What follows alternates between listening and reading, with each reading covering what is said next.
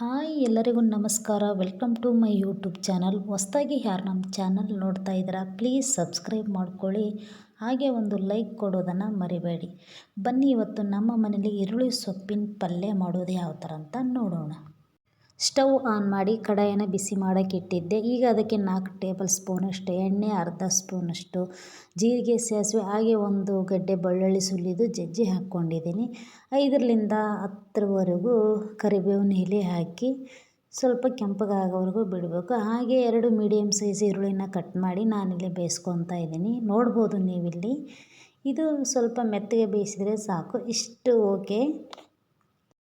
ಈಗ ಇದಕ್ಕೆ ಸಣ್ಣದಾಗಿ ಕಟ್ ಮಾಡಿರುವ ಈರುಳ್ಳಿ ಸೊಪ್ಪನ್ನು ನಾನು ಸೇರಿಸ್ತಾ ಇದ್ದೀನಿ. ಈ ಈರುಳ್ಳಿ ಸೊಪ್ಪನ್ನು ನಾನು ಮೊದಲೇ ಚೆನ್ನಾಗಿ ತೊಳ್ಕೊಂಡು ಆಮೇಲೆ ಕಟ್ ಮಾಡಿ ಇಟ್ಕೊಂಡಿರೋದು ನೋಡಿ. ಈಗ ಇದನ್ನು ಚೆನ್ನಾಗಿ ಮಿಕ್ಸ್ ಮಾಡಿ ನಾವು ಒಂದು 5 ನಿಮಿಷ ಪ್ಲೇಟನ್ನು ಮುಚ್ಚಿ ನಾವು ಬೇಯಿಸ್ಕೋಬೇಕಾಗುತ್ತೆ. ಇದಕ್ಕೆ ನೀರು ಹಾಕೋ ಅವಶ್ಯಕತೆ ಏನೇ ಇಲ್ಲ. ಪ್ಲೇಟ್ ಮುಚ್ಚಿ ಒಂದು 5 ನಿಮಿಷ ಬೇಯಿಸ್ಕೊಂಡ್ರೆ ಸಾಕು. ಇಲ್ಲಿ ನಾನು 5 ನಿಮಿಷ ಬೇಯಿಸಿದ್ದೀನಿ ನೋಡಿ. ಮತ್ತು ನಾವು ಇದನ್ನು ಚೆನ್ನಾಗಿ ಮಿಕ್ಸ್ ಮಾಡ್ಕೋಬೇಕು. ಈಗ ಇದಕ್ಕೆ 2 ಟೇಬಲ್ ಸ್ಪೂನ್ ಖಾರ, ಸ್ವಲ್ಪ ಅರಿಶಿಣ, ಹಾಗೆ ರುಚಿಗೆ ತಕ್ಕಷ್ಟು ಉಪ್ಪು ಹಾಕಿ ಮತ್ತೆ ಚೆನ್ನಾಗಿ ಮಿಕ್ಸ್ ಮಾಡಬೇಕು. ನಿಮಗೆ ಬೇಕಾದರೆ ಸಾಂಬಾರು ಮಸಾಲೆ ಪುಡಿನ ಸೇರಿಸ್ಕೋಬೋದು. ನಾನಿಲ್ಲಿ ಯಾವುದನ್ನು ಸೇರಿಸ್ತಾ ಇಲ್ಲ.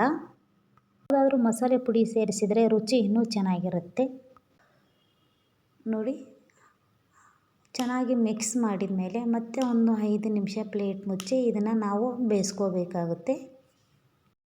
5 ನಿಮಿಷ ಬೇಯಿಸಿದ ನಂತರ ಸೊಪ್ಪಿನ ಪಲ್ಯ ಈಗ ರೆಡಿಯಾಗಿದೆ. ಇದನ್ನು ನಾವು ಮತ್ತೆ ಚೆನ್ನಾಗಿ ಮಿಕ್ಸ್ ಮಾಡಬೇಕು. ಈ ಥರ ವಾರಕ್ಕೆ ಒಮ್ಮೆ ಆದರೂ ಈ ಥರ ಸೊಪ್ಪಿನ ಪಲ್ಯ ಮಾಡ್ಕೊಂಡು ತಿಂದರೆ ಆರೋಗ್ಯಕ್ಕೂ ಒಳ್ಳೆಯದು. ವಿಡಿಯೋ ಇಷ್ಟ ಆದರೆ ಒಂದು ಲೈಕ್ ಮಾಡಿ. And thank you for watching.